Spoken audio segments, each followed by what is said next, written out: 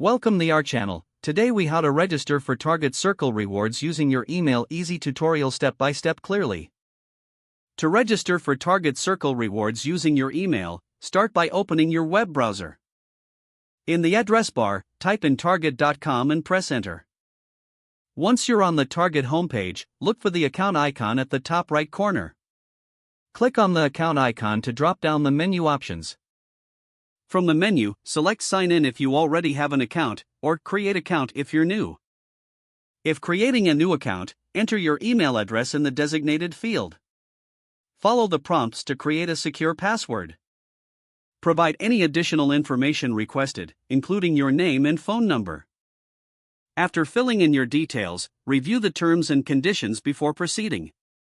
Once you have completed the form, click on the Create Account button. You will then receive a verification email.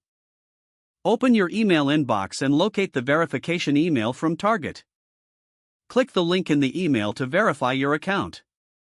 With your account verified, return to the Target homepage. Now, click once more on the account icon. Log in using the email and password you just created. After logging in, navigate to the Target Circle section. Make sure to enroll in Target Circle by clicking the Join Target Circle option. Follow any additional prompts to complete your registration. Once enrolled, you can start enjoying the benefits of Target Circle rewards. Congratulations, you've successfully registered for Target Circle rewards. If the page does not load, refresh the browser or try again in a private or incognito window.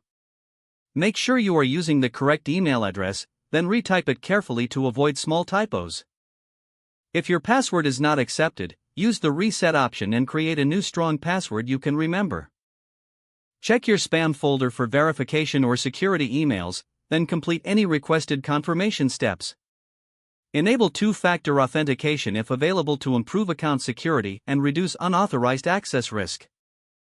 After signing in, review your profile details so your contact information and settings are accurate and current.